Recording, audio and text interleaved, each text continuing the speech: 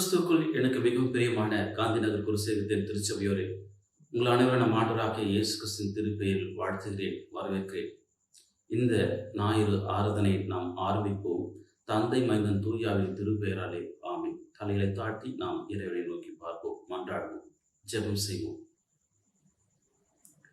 மகா கிருபையும் இரக்கமுள்ள எங்கள் அன்பின் பரலோக தந்தையே, நான் பரிசுத்தர் ஆதலால் நீங்களும் பரிசுத்தமாய் இருங்கள் என்றவரே, வானத்தையும் பூமியும் படைத்தவரே, மேகஸ்தம்பத்தோடும் அக்னி ஸ்தம்பத்தோடும் உலா வந்தவரே, நீர் சியோனில் என்றென்றும் வீட்டிருப்பவரே, எங்கள் அடியருடைய உள்ளத்திலும் ஒவ்வொரு நாளும் நீர் வழிநடத்தி கொண்டு வீட்டிலிருந்து ஆசிரியத்துக் கொண்டிருப்பவரே, கடந்த நாட்களில் கண்ணின் மணி போல பாதுகாத்து வேடருடைய கண்ணிற்கும் பாழாக்கும் கொள்ளை நோக்கியும் தப்பிவித்து எங்களை நீர் வழிநடத்தி கொண்டிருப்பவரே, உங்களுடைய நாமம் பரிசுத்தமுள்ள நாமம்.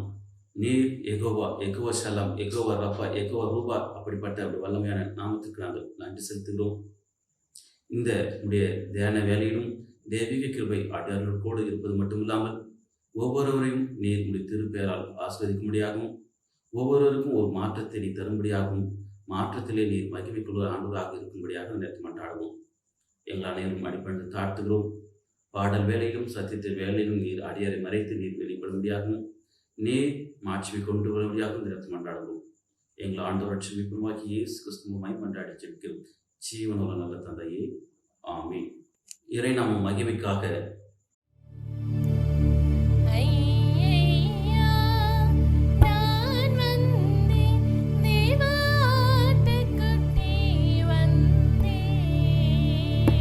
தேவா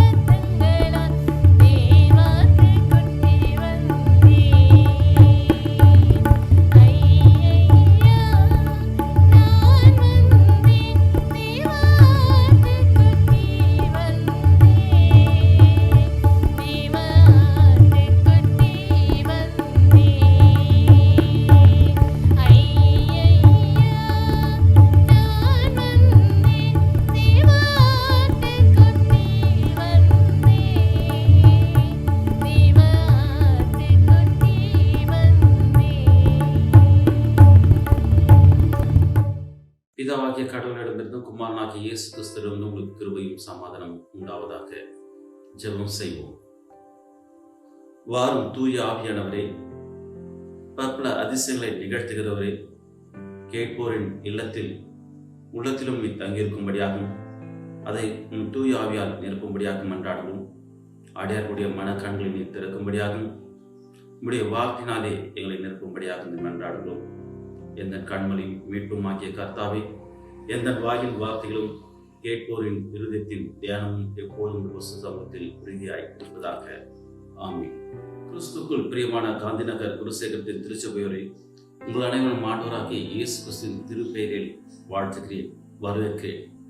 நாம் இன்று தியானிக்கும்படியாக இந்த கொடுக்கப்பட்ட தலைப்பில் அருட்பொழிவு திருப்பணி பற்றி நாம் சிந்திக்கும்படியாக நாம் அழைக்கப்பட்டிருக்கிறோம்.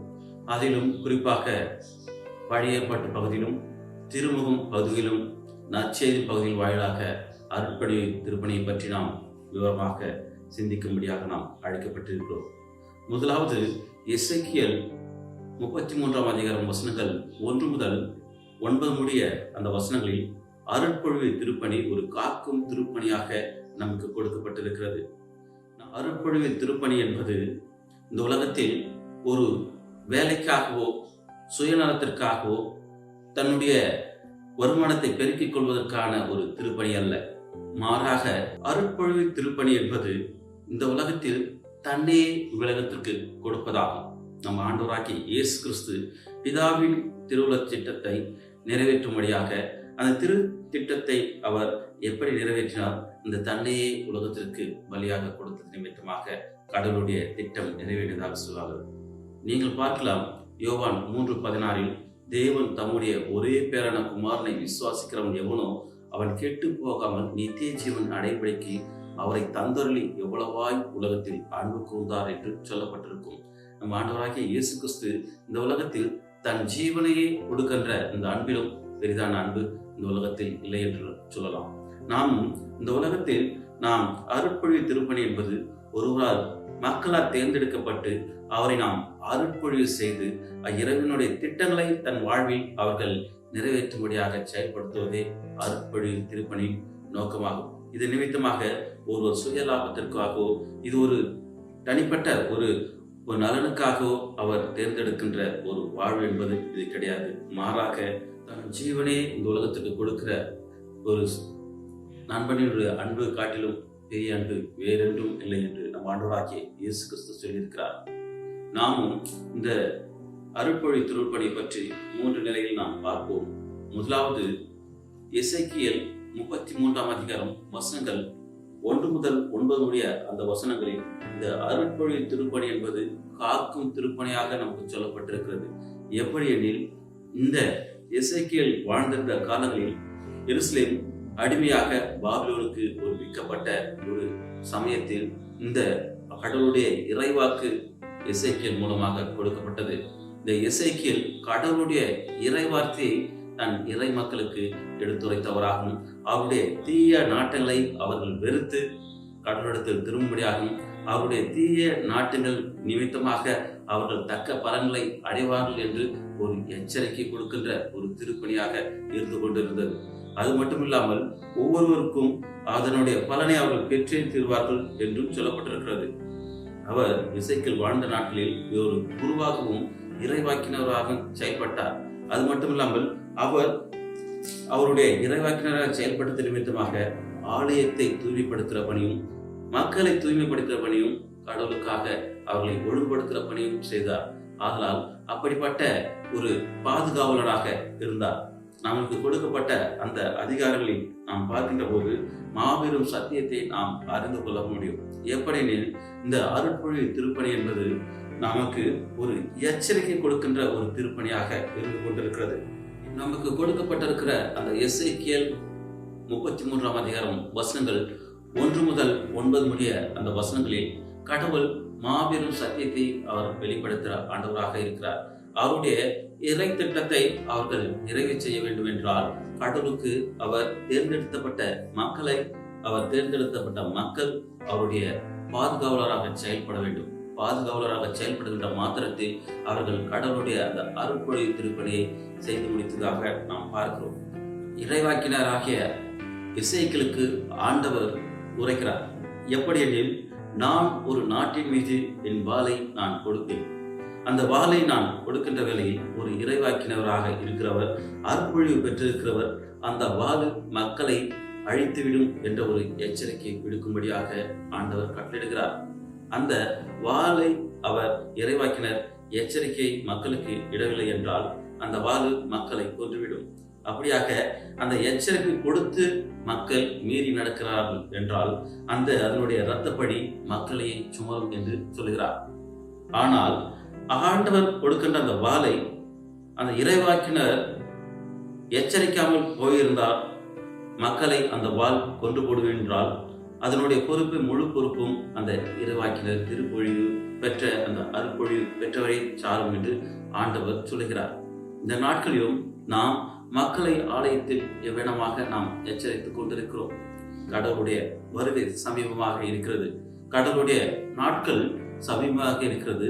மனம் திரும்பி சுவிசேஷத்தில் நம்பிக்கை வையுங்கள் என்று வேதம் சொல்லப்பட்டிருக்கிறது. மக்களாலே ஒருவர் தேர்ந்தெடுக்கப்பட்டு அவரை அர்ப்பணிப்பு செய்யப்பட்டு அவருடைய கடவுளுடைய இறைப்பணிக்காக அர்ப்பணிப்பதே அந்த அருட்பொழிவின் நோக்கமாகும். அவர்கள் தன்னுடைய மக்களுடைய அனைத்து குறைகளுக்காகவும் மன்றாடுவராகவும் மக்களை பாதுகாக்கிறவர்களாகவும் மக்களை வழிநடத்துவராக அந்த குறிப்பிட்ட ஒரு முக்கியமான பணியை செய்கிறவர் அந்த அருட்பொழிவு பெற்றவர். அந்த அருட்பொழிவு பெற்றவர் அவர் தன் மக்கள் அனைவருக்கும் அவர் காவலாளியாக கடவுள் ஏற்படுத்துகிறார். எப்படியெனில், கடவுள் தீயோர்களை மனம் திரும்பும்படியாக எச்சரிக்கும்படியாக ஆண்டவர் அந்த அருட்பொழிவு பெற்றவருக்கு வலியுறுத்துகிறார். அந்த அருட்பொழிவு பெற்றவரின் வாக்கை அவர்கள் கேட்டு அந்த தீயோர் மனம் திரும்பினால் அவருடைய இரத்த பழியை ஆண்டவர் அவர்கள் கண்ணோக்கி பார்ப்பதில்லை என்று சொல்கிறார். ஆனால் இந்த அருட்பொழிவு சாதாரணமாக அனைவருக்கும் கிடைப்பதில்லை. மாறாக கடவுளால் எவர்களை முன்குறித்தாரோ அவர்களை அழைத்து அவர்களை பரிசுத்தப்படுத்தி அவர்களை நீதிமானாக்கும்படியாகவும் அவருடைய இறைப்பணி செய்யும்படியாக கடவுள் ஏற்படுத்துகிறார். கொடுக்கப்பட்டிருக்கிற அந்த எசேக்கியேல் 33ஆம் அதிகாரம் வசனங்கள் 2ஆம் வசனம் சொல்கிற வண்ணமாக, அந்நாட்டின் மக்கள் தங்கள் நடுவிலிருந்து ஒரு மனிதனை தேர்ந்தெடுத்து அவனை தங்கள் காவலாளியாக ஆக்கியிருக்க அவர்கள் மீது ஆண்டவர் ஒரு வாளை தொடுக்க போறேன் என்று சொல்லியிருப்பார். இதே 4ஆம் வசனத்தில் அவர்களுக்கு தன்னுடைய மக்களுக்கு அவர் எச்சரிக்கை விடுக்கிறவராக இருக்கும்படியாக ஆண்டவர் சொல்லியிருப்பார். இதே நீங்கள் 7ஆம் வசனத்தில் நீங்கள் பார்க்கின்ற வேளையில் அந்த அனைத்து மக்களும் இவரை பொறுப்பாளியராக இருக்கிறார் என்று ஆண்டவர் சொல்லியிருக்கிறார். அவரை நல்வழிப்படுத்துவதும் அவருடைய அந்த வருகிற தண்டனையிலிருந்து அவரை காப்பாற்றுவதும் அவர்களுக்கு வேண்டிய அந்த தண்டனையிலிருந்து இவர்களை விடுதலை செய்வதும், இவர் எச்சரிப்பை விடவில்லை என்றால், எச்சரிப்பு கொடுக்கவில்லை என்றால் அந்த மக்களை ஆண்டவர் கொண்டு கொடுக்கிறார் என்றால், அந்த மக்கள் பாவத்திலே வீழ்ந்து போகிறார்கள் என்றால் அந்த மக்களுடைய இரத்தப்படி அந்த அருட்பொழிவு பெற்றவரே சாரும் என்று ஆண்டவரும் அருட்பொழிவாளரை எச்சரிக்கிறார். இந்த நாட்களிலும் ஆண்டவர் எப்படி நம்மை தேர்ந்தெடுத்தாரோ, எப்படி ஒவ்வொருவரையும் அவருடைய காவலாளியாக எடுத்துக்கொண்டாரோ, நாமும் இந்த நாட்களில் இப்படிப்பட்ட அந்த அருட்பொழிவாளர் மூலமாக ஆண்டவர் தன் மக்களை வழிநடத்தி கொண்டிருக்கிறார் என்று நாம் விசுவாசிக்கிற மக்களாக நாம் இருந்து கொண்டிருக்கிறோமா? அருட்பொழிவாளர் மூலமாக ஆண்டவர் தன் மக்களுக்கு ஒரு எச்சரிக்கை விடுத்துக் கொண்டிருக்கிறார். இதுவே ரட்சிப்பின் காலம், இதுவே நமக்கு கடவுள் கொடுக்கப்பட்டிருக்கிற அந்த கவனின் காலமாக நாம் எடுத்துக்கொண்டிருக்கிறோமா?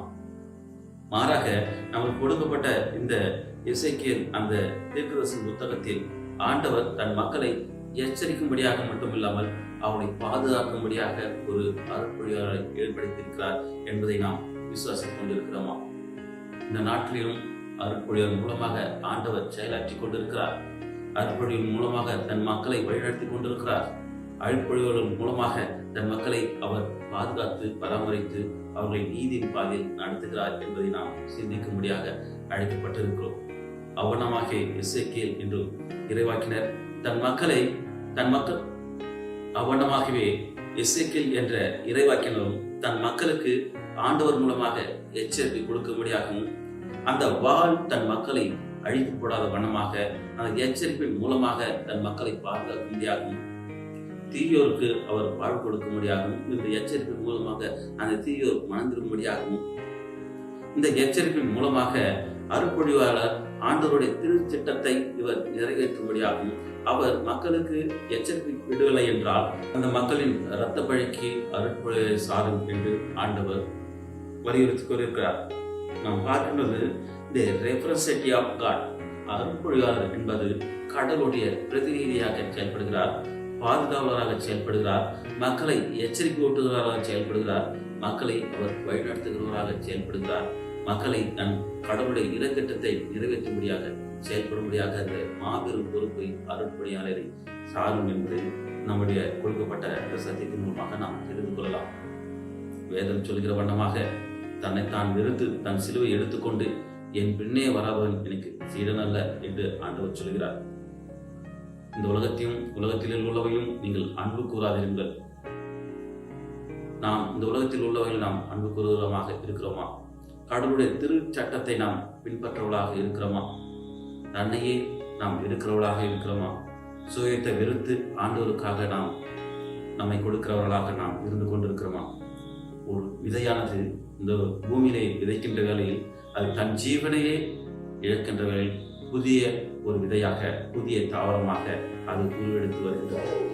இந்த நாட்டிலும் நம் ஆண்டவராக இயேசு கிறிஸ்து இந்த அருட்பொழிவு பணியை எப்படி செய்கிறார் என்றால் தன் ஜீவனை கொடுப்பது நிமித்தமாக இந்த உலகத்தை மாபெரும் ரட்சிப்புகளாக வழிநடத்தினார். இரண்டாவதாக, அருட்பொழிவு திருப்பணி என்பது மேன்மையான திருப்பணியாகும். நீங்கள் பழைய ஏற்பாட்டு காலத்தில் நீங்கள் பார்க்கலாம், இந்த அருட்பொழிவு எப்படி நடைபெறுகிறது என்றால் ஆண்டவர் சவுலை ராஜாவாக அபிஷேகம் பண்ணுகிறார். 1 சாமுவேல் 10:1 நாம் பார்க்க முடியும். அதனைத் தொடர்ந்து ஆண்டவர் தாவீதை ராஜாவாக ஏற்படுத்துகிறார். 1 சாமுவேல் 16:13 நம்மால் பார்க்க முடியும். ஆண்டவர் தன்னுடைய மக்களை அருட்பொழிவு மூலமாக அவர் அடையாளம் காட்டுகிறார். நீங்கள் பார்க்கலாம், ஆண்டவர் இஸ்ரேல் மக்களை எகிப்திலிருந்து அவர்கள் அடிமைத்தனத்திலிருந்து அவர்களை விடுவித்து பாலும் தேன் ஓடுகிற கானான் தேசத்திற்கு அவர்கள் அழைத்து வருகின்ற வேளையில் அவர்களுக்கு நீதிபதியாக மக்களை வழிநடத்துகிற கண்காணிப்பாக மோசேயை ஏற்படுத்துகிறார். மக்கள் தங்களுக்கு இறைவாக்கினை தொடர்ந்து நீதி அரசர்கள் எங்களை ஆண்டு கொண்டு வழிநடத்துகிறார்கள், எங்களுக்கு ஒரு அரசன் வேண்டும் என்று அவர்கள் கடவுளிடத்திலும் மோசேயிடத்திலும் விண்ணப்பம் வைக்கிறார்கள். இந்த விண்ணப்பத்தை ஆண்டவர் அங்கீகரித்து அவர்களுக்கு ஒரு அரசனை ஏற்படுத்துகிறார். அதன் மூலமாக முதலாவது சவுலை ஆயில் எண்ணெயை கொண்டு அவருக்கு அபிஷேகம் பண்ணுகிறதை நாம் பார்க்கிறோம். இரண்டாவது அரசனாக தாவீதை அவர்கள் தாவீதின் தலையின் மீது அவர்கள் எண்ணெயை ஊற்றி அவர்களுக்கு அந்த அபிஷேகம் நடத்துவதை நாம் பார்ப்போம். இஸ்ரேல் தேவாலயத்தில் அநேக பொருட்கள் அபிஷேகம் பண்ணப்பட்ட பொருட்களாக இருந்து கொண்டிருக்கிறது. நாமும் பார்க்கிறோம், ஆரோனை மோசே ஒரு ஆயராக அருட்பொழிவு பெற்றவராக ஆக்கும்போது அவரையும் மோசே அவர் அருட்பொழிவு பெற்றவராக மாற்றுகிறார். நீங்கள் பார்க்கலாம், நம் ஆண்டவராகிய இயேசு கிறிஸ்து அவர் ஆவினாலே அபிஷேகம் பெற்றவராக இருக்கிறார். எப்படி எனில், யோவான் ஸ்நானம் மூலமாக யோதா நதிக்கரையில் அவர் இடத்தில் ஞானஸ்தானம் பெறுகின்ற வேளையில் ஆவியானவர் அவர் மீது இறங்கினவராகவும் இவர் என் நேசகுமாரன், இவரில் நான் பிரியமாய் இருக்கிறேன் என்று அப்படிப்பட்ட அருட்பொழிவு நடைபெற்றதை நம்மால் காண முடியும். நாமும் இந்த நாட்களில் நாம் ஆயராக ஒருவர் தேர்ந்தெடுக்கப்படுகிறார் என்றால் முதலாவது மக்களால் ஒருவர் உருவாக்கப்பட்டு தேர்ந்தெடுக்கப்பட்டு பின்பு ஆயராக அபிஷேகம் பண்ணப்படுகிறார். அந்த ஆயராக அபிஷேகம் பண்ணப்படுகிறார்கள். பேராயர்களாக, ஆலயத்தின் பணி செய்கிற உதவி ஆயர்களாக, இப்படியாக அந்த பாரம்பரியத்தை நாமும் கடைபிடிக்கிறவர்களாக இருந்து கொண்டிருக்கிறோம்.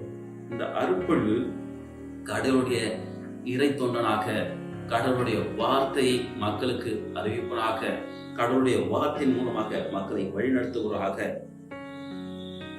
கடவுளுடைய அம்பாசடராக, இறை தூதராக செய்யப்படும்படியாக அந்த பணியை நாம் இந்த நாட்களில் நாம் பார்க்கிறோம்.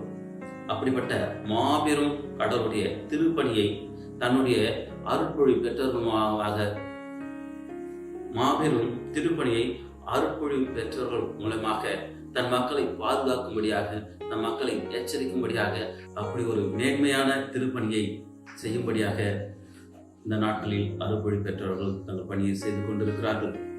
இந்த மேன்மையான பணி கடவுளால் அபிஷேகம் பண்ணப்பட்டவர்களாய் இந்த நாட்களிலும் தங்களை தாங்களே அபிஷேகம் பண்ணப்பட்டவர்களாகவும் இருந்து கொண்டிருக்கிறார்கள். தங்களை தாங்களும் ஒரு அருள்மொழி பெற்றவரை காட்டிலும் நாங்கள் முன்னிலைப்படுத்தி நாங்கள் உயர்ந்தவர்கள் என்று காட்டிக் கொண்டிருக்கிறார்கள். ஆனால் இந்த நாட்களிலும் நாம் எப்படிப்பட்ட கடவுளுடைய இறை திட்டத்தை நாம் பெற்றுக்கொண்டவர்களாய் இறை செயலுக்கு நாம் கீழ்ப்படியவர்களாய் இருக்க வேண்டும் என்றால் முதலாவது அருள்மொழி பெற்றதன் மூலமாக நாம் அறிவுறுத்தப்படுவர்களாக இருக்கிறோமா? அருள்மொழி பெற்றதன் மூலமாக ஒரு மாற்றத்தை கொடுக்கிறவர்களாக நாம் இருந்து கொண்டிருக்கிறோமா? அருள்மொழி பெற்றவர் இறைவனுடைய பாதுகாவலராக இருந்து கொண்டிருக்கிறார். அவருடைய பிரதிநிதியாக இருந்து கொண்டிருக்கிறார். கடவுளுடைய இறை திட்டத்தை மக்களுக்கு ஒரு வழி நடத்தும்படியாகவும் தீயோரை மீட்கும்படியாகவும் நல்லோருக்கு நல்ல வாழ்வு கொடுக்கும்படியாகவும் நாம் ஒருவர் தீமை செய்வோம் என்றால் அதற்குரிய தண்டனை அடைந்தே தீர்வோம் என்ற இப்படிப்பட்ட ஒரு எச்சரிப்பை நம்மளுக்கு அருள்மொழி மூலமாக கிடைத்துக் கொண்டிருக்கிறது.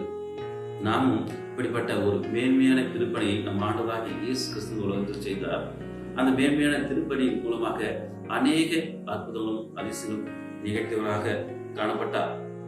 ஊதாரி மகன் அந்த கதையிலும் இளைய மகன் தன் தகப்பனுடைய ஆஸ்திகள் எல்லாம் பங்கிட்டுக் கொண்டு தன்னுடைய வேண்டாத நண்பர்கள் நிமித்தமாக அவன் பிரதேசத்துக்கு சென்று தன்னுடைய ஆஸ்திகள் எல்லாம் விட்டு போட்டு அந்த பன்றி மேய்க்கும் தொழிலை அவன் செய்து கொண்டான்.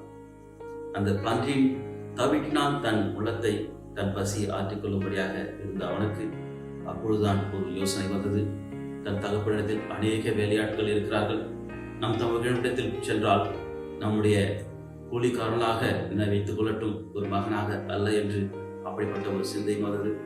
அது நிமித்தமாக அவன் ஒரு மனமாற்றம் பெற்றவனாக, ஒரு மாற்றத்தின் நிமித்தமாக அவன் கடவுளுடைய மகனாகவும் மனந்திருந்தலின் மகனாகவும் அந்த தகப்பன் அவரை ஏற்றுக்கொள்வதை நம்மால் பார்க்க முடியும்.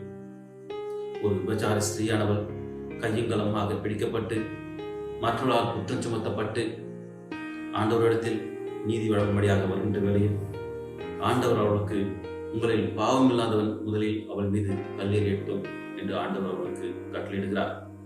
அப்போது அனைவரும் மனம் கசந்தவர்களாய் தங்கள் பாவத்தை நிமித்தமாக கடிந்து கொள்ளப்பட்டு விலகிச் செல்கிறார்கள்.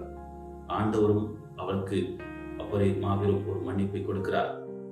சக்கேயுடைய இல்லத்திலும் நீங்கள் பார்க்கின்ற போது அவர் ஒரு வரி வசூலிப்பவராக இருந்து கொண்டிருந்தாலும் ஆண்டவர் உள்ளத்தில் எப்பொழுது சக்கேயை ஏற்றுக்கொள்கிறாரோ அம்மாத்திரத்தில் நான் ஒரு இடத்தில் வாங்கியவருக்கு நாளத்தனையாக நான் திருப்பி செலுத்துகிறேன் என்று அப்படிப்பட்ட ஒரு மாபெரும் ரட்சிப்பு அந்த இல்லத்துக்கு வரும்படியாக ஒரு மாற்றத்தை கொடுக்கும்படியாக இருந்தது. இந்த நாட்களிலும் நாம் அருட்பொழி திருப்பணி மூலமாக நாம் எவ்வண்ணமாக மாற்றத்தை கொடுத்து கொண்டிருக்கிறோம். ஆண்டவரும் எச்சரிக்கிறார், எப்படி எனில் ஒரு அருட்பொழி பெற்றவர் கண்ணிமையுடையவராக இருக்க வேண்டும், இரட்டை நாக்கு உள்ளவராகவும் குடிவெறிக்கு அடிப்பட்டாதவர்களாகவும் இழிவான ஊதியத்தின் மேல் ஆசை கொள்ளாதவர்களாகவும் இருக்கும்படியாக ஆண்டவர் எச்சரிக்கிறார். மாறாக அவர் எப்படி இருக்க வேண்டும் என்றால் தூய மனச்சான்று உடையவர்களாக திருமறை மீது பற்று கொண்டவராக அவர் கடவுளுடைய திட்டத்தை காத்து நடத்துகிற ஒரு அருள்மொழி பெற்றவராக இருக்க வேண்டும். முதலில் இவர் தன்னை தான் சோதித்து பிறகு கடவுளுடைய இறைப்பணி செய்யும்படியாக அழைக்கப்பட்டிருக்கிறார். ஆனால் நாமும் இந்த நாட்களில் இப்படிப்பட்ட ஒரு மாபெரும் மேன்மையான திருப்பணியை ஆண்டவர் தம்முடைய இறை மக்களாகிய அருள்மொழி பெற்றவர்களை தன் மக்களை பாதுகாக்கும்படியாகவும் எச்சரிக்கும்படியாகவும் வழிநடத்தும்படியாகவும் அவர்களுக்கு மனந்திரும்பலை கொடுக்கும்படியாகவும் அவரோட கடவுளுடைய அந்த கோபாக்கனை அவருடைய தீவிர மீது வருகின்ற வேளையில் இந்த அவர்களை எச்சரிக்கும்படியாக அந்த அவருடைய பாதுகாவலராக இருக்கிற பிரதிநிதியாக இருக்கிற அருள்மொழி பெற்றவரை சார்ந்தும் என்று கடவுள் அப்படிப்பட்ட ஒரு மாபெரும் ஒரு ரட்சிப்புக்கு வழியாக அருள்மொழியாளரை ஆண்டவர் தேர்ந்தெடுத்துக் கொண்டிருக்கிறார். மூன்றாவதாக அருள்மொழி திருப்பணி வழிநடத்தப்படும் திருப்பணி. அருட்பொழி திருப்பணி வழிநடத்தும் திருப்பணி. ஒரு கட்டிட தொழிலாளி ஒருவர் இருந்தார், மேஸ்திரி. அவருக்கு ஒரு கான்ட்ராக்டர், அதாவது அவரை வழிநடத்துகிற ஒரு ஒப்பந்ததாரர். அவரிடத்தில் அந்த மேஸ்திரி வெகு நாட்களாகவே அவர்களுடன் சேர்ந்து அவருடைய பணிகள் எல்லாம் செய்யும்படியாக அவர் அவரோடு இணைந்து தன் பணியை, மேஸ்திரி என்ற பணியை அவர் செய்து கொண்டிருக்கிறார். இவர் காலகாலமாக செய்து கொண்டிருக்கிறார். தன்னுடைய கான்ட்ராக்டர் ஆகிய அவருக்கு உண்மையுள்ளவராக செய்து கொண்டிருக்கிறார். நாளடைவில் இவர் மனம் கசந்தவராக, நாம் இவரிடத்தில் ஏன் நாம் உண்மையுள்ளவராக இருக்க வேண்டும், நாம் இவரிடத்தில் விலகினால் நல்லது என்று யோசிக்கிறார். அது நிமித்தமாக அவர் சொல்கிறார் அந்த கான்ட்ராக்டரிடம், நான் இந்த வேலையிலிருந்து நான் ஓய்வு பெற விரும்புகிறேன், நான் உங்களிடத்தில் பணியாற்ற எனக்கு விருப்பமில்லை, நான் ஓய்வு எடுத்துக்கொள்ளலாம் என்று நான் எண்ணுகிறேன் என்று கான்ட்ராக்டரிடம் அந்த பேசி அவர் சொல்கிறார். அப்பொழுது அந்த கான்ட்ராக்டர் ஆகிய ஒப்பந்ததாரர் சொல்கிறார் கடும் கோபமாக, என்ன, எனக்கு இன்னும் ஒரு 6 மாசத்துக்கு ஒரு பணி ஒன்று இருக்கிறது, அந்த பணியை முடித்த பிறகு நீ ஓய்வு எடுத்துக் கொள்ளலாம், இப்பொழுது நீ வேலைக்கு வா என்று அவருக்கு ஆணையிடுகிறார். அந்த மேஸ்திரியும் தன்னுடைய வேலை கொடுக்கின்ற அந்த கான்ட்ராக்டரிடம் பணியுள்ளவராக, ஓகே, நான் இன்னும் ஒரு 6 மாதங்கள் உங்களிடத்தில் நீங்கள் சொன்ன வண்ணமாகவே நான் உங்களுடன் சேர்ந்து நான் பணியாற்றுகிறேன், பிறகு நான் கண்டிப்பாக ஓய்வு எடுத்துக் கொள்வேன் என்று அவரிடத்தில் கூறுகிறார். அவர் சொன்னபடியாக அந்த மேஸ்திரிக்கு எதிர்ப்புறமாக ஒரு கல் ஒன்று இருந்தது. அந்த பாறையின் மீது அவர் வீடு கட்டும்படியாக அந்த மேஸ்திரி பணிக்கிறார். அந்த மேஸ்திரியும் அந்த பாறையின் மீது ஒரு அழகான ஒரு நல்ல வீட்டை கட்டுகிறார். கட்டி முடிந்தவுடனே அந்த கான்ட்ராக்டர் ஆகிய அந்த ஒப்பந்ததாரர் மேஸ்திரியை பார்த்து, நீ இவ்வளவு நாட்களாக நீர் என்னுடனே கூட இருந்திருக்கிறீர், இன்பத்திலும் என்னுடைய துன்பத்திலும் அனைத்து மகிழ்ச்சியிலும் நீர் எல்லா சூழ்நிலையிலும் நீர் என்னோடு கூட இருந்து கொண்டு இருக்கிறேன், ஆதலால் நான் உனக்கு ஒரு சிறிய பரிசை உனக்கு மாபெரும் பரிசாக கொடுக்க போகிறேன், அதை நீ மனமகிழ்ச்சியுடன் ஏற்றுக்கொள்ளும் என்று அவர் கடைசியாக அந்த பாறையின் மீது கட்டிய அந்த இல்லத்தை தன்னுடைய மேஸ்திரிக்கு அவர் கொடுக்கிறார். அந்த மேஸ்திரியும் உயர்ந்து போகிறார்.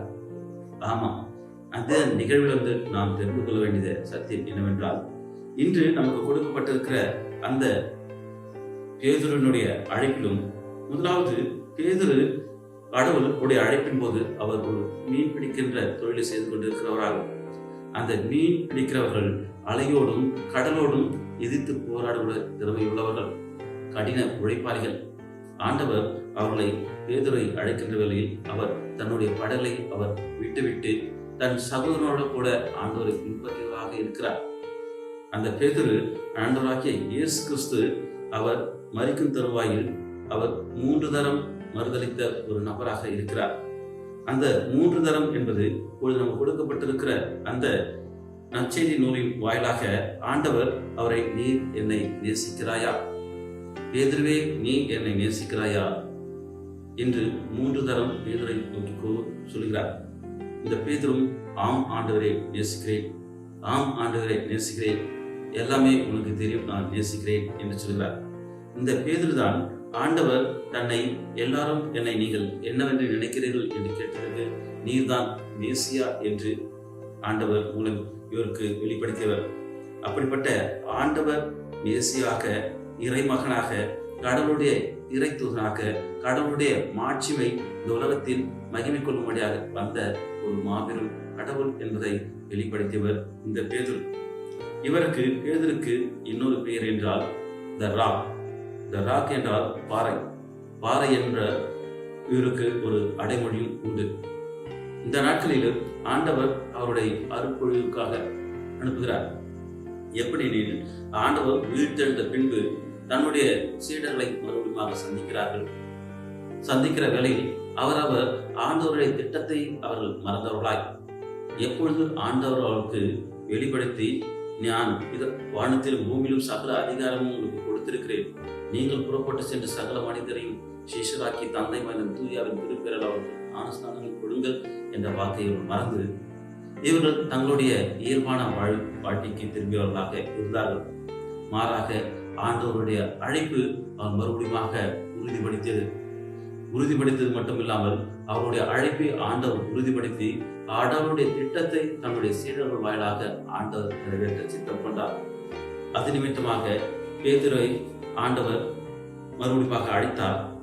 நம்முடைய கிறிஸ்துவத்தில் நீங்கள் பார்க்கலாம், இப்பொழுது இருக்கிற இந்த வாட்டிகனில் நம்ம ஆண்டவராகிய இயேசு கிறிஸ்துவின் தூதராகிய பசுத்த பவுல் அவர்கள் முதலாக தன் ஊழியத்தில் தன்னுடைய சீடர்களுக்கும் தன்னுடைய இறை மக்களுக்கும் அவர்கள் மீது தன் கைகளை வைத்தவராக அருட்பொழி செய்தவராக இந்நாளுக்கும் நமக்கு சொல்லப்படுகிறது. அந்த அருட்பொழியின் வழிமுறையை இந்நாள் வரைக்கும் நம்முடைய ஆயர்கள் அருட்பொழிவு, பேராயர்கள் அருட்பொழிவு, அப்படிப்பட்ட அந்த ஆண்டவர் பேதுருவை அருட்பொழிவு செய்து ஊழியத்துக்கு அனுப்புகின்ற அந்த பணியை பேதுருவின் வழியாக இன்றைக்கு இருக்கிற திருச்சபையிலும் ஆயர்களை அருட்பொழிவு செய்கிறார்கள், பேராயர்களை அருட்பொழிவு செய்கிறார்கள். அருட்பொழிவு செய்து திருநிலைப்படுத்துகிறார்கள்.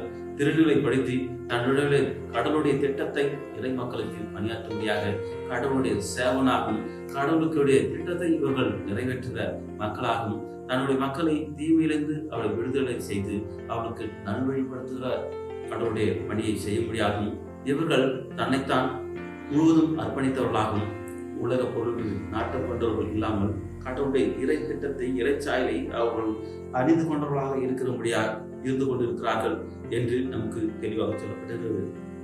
இந்த பாதுகாக்கும் இந்த திருப்பணியை ஆண்டவர் எப்படி பேதுரு தலையில் கை வைத்து அவரை அபிஷேகம் பண்ணினாரோ, பேதுரு எப்படி மற்ற சீடர்களுக்கு அவர் தலையில் கை வைத்து அபிஷேகம் பண்ணினாரோ, நம் ஆண்டவராகிய இயேசு கிறிஸ்து யோர்தான் நதிக்கரையில் தூயாவின் மூலமாக அபிஷேகம் பெற்றாரோ, அவனமாகவே கடவுளுடைய அருள்பொழி பெற்றவர்களாக இருந்து கொண்டிருக்கிற இந்த அருள்பொழியாளர்கள் கடவுளுடைய திட்டத்தை நிறைவேற்றும்படியாகவும் கடவுளுக்கு உடைய பிரதிநிதிகளாகவும் கடவுளுடைய அந்த கேட்கின்ற கணக்குக்கு இவர்கள் கடனாளிகளாகவும் அந்த கணக்கை ஒப்புவிக்கிறவர்களாகவும் இருந்து கொண்டிருக்கிறார்கள். இந்த அருள்பொழியாளர்கள் அவர்களுடைய எப்படிப்பட்ட பணியை செய்து கொண்டிருக்கிறார்கள், எவ்விடத்தில் செய்து கொண்டிருக்கிறார்கள், அது நிமித்தமாக கடவுள் எப்படி அவர்களை பயன்படுத்திக் கொண்டிருக்கிறார் என்பது அப்போஸ்தலர் 20ஆம் அதிகாரம் வசனங்கள் 28 முதல் 30 வசனங்கள் தெளிவாக சொல்லப்பட்டிருக்கிறது. அது எப்படி எனில், தமது சொந்த இரத்தத்தால் தனதாக்கி கொண்ட கடவுளின் திருச்சபையை மேய்ப்பதற்கு தூய ஆவியார் உங்களை கண்காணிப்பாளராக ஏற்படுத்தியதால் உங்களையும் மந்தையும் முழுவதும் கவனத்துடன் காத்து நீங்கள் நடக்க வேண்டும்படியாக ஆண்டவர் அவர்களுக்கு சொல்கிறார். ஏனென்றால் கடவுளுடைய இரத்தத்தின் மூலமாக ஏற்படுத்தப்பட்ட இந்த திருச்சபையை கடவுளுடைய மேய்ப்பராக கண்காணிப்பாளராக இருந்து கொண்டிருக்கிற அருள்பொழியாளர் தூய ஆவியார் மூலமாக வழிநடத்தப்பட்டுக் கொண்டிருக்கிறார் என்பதை நமக்கு வேதத்தின் மூலமாக சொல்லப்பட்டிருக்கிறது. அந்த 29ஆம் வசனம் மூலமாக நாம் தெரிந்து கொள்ளப்பட்டது என்னவென்றால், உங்களுடைய இருக்கின்ற உங்களை விட்டு சென்ற பின்பு கொடிய ஓநாய்கள் உங்களுக்குள்ளே நுழையும் என்பது எனக்கு தெரியும். அவை மந்தைகளை தப்பவிடாது தாக்கும். உங்களிடம் சில சீடர்களாக தோன்றி தம் திசை திருப்புமாறு உண்மையை திரித்து கூறுவர். இந்த நாட்களிலும் நாம் பார்க்கிறோம், உண்மை இல்லாதவர்களாக இந்த சபைகளிலே நாம் பார்க்கின்ற இந்த நாட்களிலும் கடவுளுடைய மந்தையிலே ஓநாய்களாகவும் அவருடைய வார்த்தையை திரித்து வேறு விதமாக கூறுகிற மக்களாகவும் இருப்பார்கள். அவர்களுடைய மத்தியில் நீங்கள் அருள்பொழி பெற்றவர்களாக நீங்கள் அருள்படி திருப்பணி ஆற்றீர்கள் என்று நமக்கு சொல்லப்பட்டிருக்கிறது. அது மட்டும் இல்லாமல் இப்படிப்பட்ட இந்த அருள்பொழியாளர்கள் தங்கள் வாழ்நாட்களில் இப்படிப்பட்ட மக்களை கடவுளுடைய மக்களை வழிநடத்தும்படியாக ஒரு மேன்மைக்குரிய பணியை செய்யும்படியாக இவர்கள் இருந்து கொண்டிருக்கிறார்கள் என்று நமக்கு கொடுக்கப்பட்ட அந்த நற்செய்தி மூலமிருந்து நாம் அறிந்து கொள்ளலாம். கிறிஸ்துவுக்குள் பிரியமான திருச்சபையோரே, கடவுளுடைய மக்களே, நீங்கள் அனைவரும் ஆண்டவராகிய இயேசு கிறிஸ்துவின் நாமத்தினால் அவர் நாமத்துக்கு பயப்படுகிற மக்களாகவும் கடவுளுடைய திருச்சட்டத்தை நீங்கள் பின்பற்றுவதாகவும் அவருடைய இறை உறவிலே நீங்கள் பழகிற மக்களாகவும் இருக்க வேண்டும். நாம் இன்று இந்த தியானித்த இந்த பகுதியின் வாயிலாக ஒரு அருள்பொழி பெற்றவர் அவர் கடவுளுடைய பாதுகாவலராகவும் பிரதிநிதியாகவும் இருந்து கொண்டிருக்கிறார். அவர் ஒரு மேன்மையான ஒரு பணியை செய்து கொண்டிருக்கிறார். அவர் தன் மக்களை வழிநடத்தும்படியாக ஒரு பணியை செய்து கொண்டிருக்கிறார். அந்த மக்களிலே அநேகர் ஓநாய்கள் போலவும் கடவுளுடைய வார்த்தையை வேற விதமாக தெரிவித்துக் கொள்கிற மக்களாக இருக்கின்ற பட்சத்திலும் ஆண்டவர் அவளை தூயாவின் மூலமாக வழிநடத்தி கொண்டிருக்கிறார் என்பதை நாம் பார்க்க முடியும். ஒரு அருள்பொழி பெற்றவர் தன்னுடைய சொந்த குடும்பத்தை நடத்த திராணியுள்ள ஒரு மனிதராகவும் சமுதாயத்தில் ஒரு மாற்றம் கொடுக்கிற ஒரு மனிதராகவும் அது மட்டுமல்ல திருச்சபையில் ஒரு மாற்றம் கொடுக்கிற ஒரு மனிதராகவும் இருக்கும்படியாக கடவுள் விரும்புகிறார். ஏனென்றால் கடவுள் என் மந்தையை என் ஆடுகளை நான் அறிந்திருக்கிறேன், ஆடுகளும் என்னை அறிந்திருக்கின்றது என்று கடவுள் ஆகிய ஆண்டவராக இயேசு கிறிஸ்து சொல்லியிருக்கிறார். இந்த நாட்களிலும் மக்களை திசை திருப்பும் வண்ணமாக அந்த சாத்தான்குளம் நிகழ்வு, மீத்தேன் நிகழ்வு, அவர்கள் ஒரு நிகழ்வை அதிகமாக ஆராய்ந்து பார்க்கின்ற வேளையில் மக்களுடைய திசை திருப்பும்படியாக அநேக நிகழ்வுகள் நடந்து கொண்டிருக்கிறது. நீங்கள் பார்க்கலாம், இன்றைய செய்தித்தாளிலும் நீங்கள் பார்க்கின்ற வண்ணமாக சீனாவும் பாகிஸ்தானும் ஒரு ஒப்பந்தம் செய்து கொண்டதாக நம்மால் பார்க்க முடிகிறது. அப்படியான தன்னுடைய மக்களை எவ்வண்ணமாகவே ஒரு அழிவின் பாதைக்கு கொண்டு செல்லலாம், எவ்வண்ணமாகவே மக்களை அழிவிலிருந்து தன்னுடைய ராஜ்யத்தை பெருக்கிக் கொள்ளலாம், எவ்வண்ணமாகவே மற்ற நாட்களை காட்டிலும் நாம் முன்னேறலாம், அப்படிப்பட்ட சூழலில் நாம் இருந்து கொண்டிருக்கிறோம். ஆனால் தன் ஜீவனை நாம் காக்கிற மக்களாக இருந்து கொண்டிருக்கிறோமா? தன் ஜீவனை கடவுளுக்காக கொடுக்கிற மக்களாக இருந்து கொண்டிருக்கிறோமா? ஒரு விதையானது பூமியிலே தன் ஜீவனை இழக்காவிடில் ஒரு புதிய ஜீவனை உண்டாக்க முடியாது, புதிய தாவரத்தை உண்டாக்க முடியாது. அவனமாகவே நம் ஆண்டவராகிய இயேசு கிறிஸ்து அவர் செய்த அருட்பணி தன் மக்களுக்காக, தன் மக்களுடைய பாவங்களுக்காக தன்னையே பலியாக கொடுத்தார். அந்த வெளியேறப்பட்ட இரத்தத்தை நிமித்தமாக அநேகர் பாவத்தில் இருந்தவர்கள் ரட்சிப்படைகிறார்கள், அநேகர் சுகம் பெறுகிறார்கள், அவர் நிமித்தமாக வாழ்வடைகிறார்கள். அந்த வாழ்வழிக்கும் திருச்சபை, இந்த வாழ்வழிக்கும் திருப்பணியை நம் ஆண்டவராகிய இயேசு கிறிஸ்து செய்தார். அவருடைய அன்பு கட்டளை நிறைவேற்றும்படியாக, அவருடைய இறை தூதர்களாக, திருப்பணிகளாக, அர்ப்பணிப்பு பெற்றவர்களாக இந்த நாட்டிலும் திருச்சபையை அழிப்பு பெற்றவர்கள் செய்து கொண்டிருக்கிறார்கள். நீங்களும் அருட்பொழி பெற்ற திருப்பணி மூலமாக ஒரு குடும்பத்திலும், சமுதாயத்திலும், நாட்டிலும் ஒரு மாற்றத்தை கொடுப்பவர்களாக நீங்கள் செயல்படுவீர்கள் என்றால் கடவுள் மெய்யாகவே அதில் மகிழ்ச்சி கொள்வார்.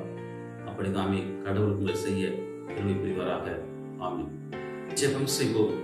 நேற்றும் இன்றும் என்றென்றும் மாறாதற்கு அன்பின் பரலோக தந்தையே, வாழ்வு கொடுப்பவரை, தன் ஜீவனையை இந்த உலகத்திற்காக நீ கொடுத்து இந்த உலகத்தின் பாவங்களை மீட்டு தன் மக்களாக ஏற்படுத்தியவரே, தன் ஜீவனை கொடுக்கிற அன்பிலும் வேறு அன்பும் பெரியதல்ல என்று சொன்னவரே, இந்த உலகத்தில் அன்பிற்காகவும் பாசத்திற்காகவும் போராடி கொண்டிருக்கிற ஒவ்வொரு அன்பு உள்ளங்களுக்காகவும், பசியினாலும், வியாதினாலும், கஷ்டத்தினாலும், துன்பத்தினாலும் அனுதினமும் பாதித்துக் கொண்டிருக்கிற ஒவ்வொரு உங்களுடைய பிள்ளைகளுக்காகவும் இந்த நாட்களிலே நீர் மாற்றத்தை கொடுக்கும்படியாக, தன்னுடைய குடும்பத்தை நடத்தும்படியாகவும், தன்னுடைய சமுதாயத்தை நடத்தும்படியாகவும், திருச்சபை நடத்த தகுதியுள்ளவர்களை நீர் ஏற்படுத்தி இருப்பதற்காகவும், உம்முடைய இறை திட்டத்தை அருட்பொழியாளர்கள் மூலமாக நீர் நிறைவேற்றி கொண்டு வருவதற்காகவும், எல்லா வல்ல ஆண்டவராக நீர் அனைவருக்காகவும் இந்த உலகத்தில் வந்தீர்.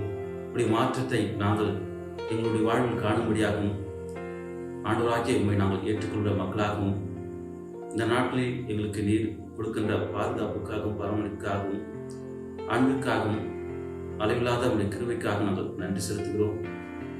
எங்களுடைய திருச்சபை மக்கள் ஒவ்வொருவருக்காகவும், பெரியவர் முதல் சிறியவர்களுக்காகவும், அவருடைய விருப்பங்களுக்காகவும், எண்ணங்களுக்காகவும், இயக்கங்களுக்காகவும் இந்த கொடிய நாட்களிலும் நீர் அவங்களை பாதுகாத்து வழிநடத்துகிற உடைய கிருபைக்காக நன்றி செலுத்துகிறோம்.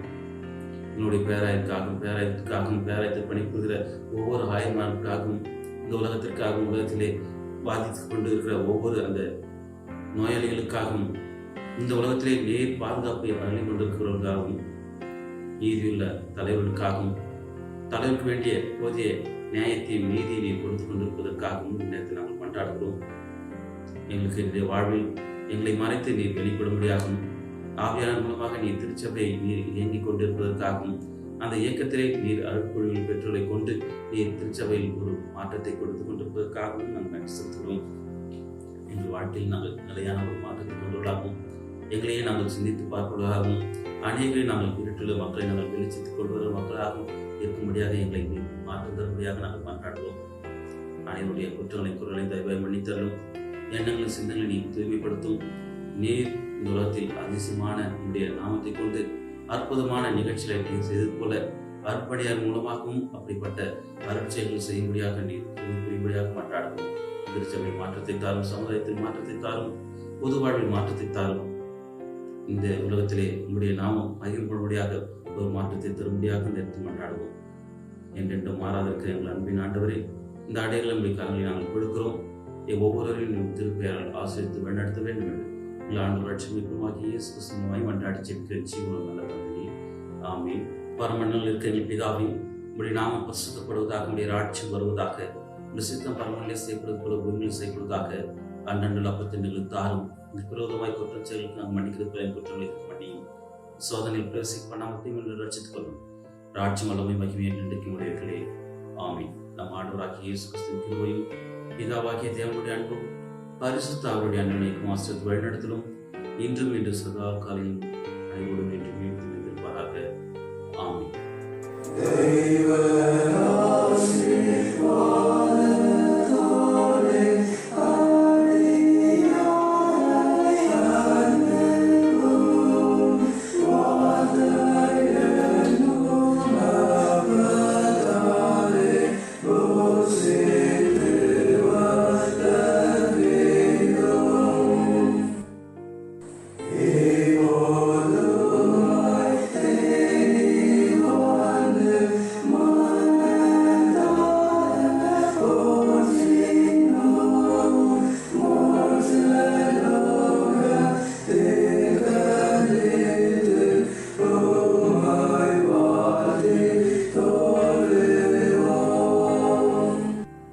இருப்பாராக.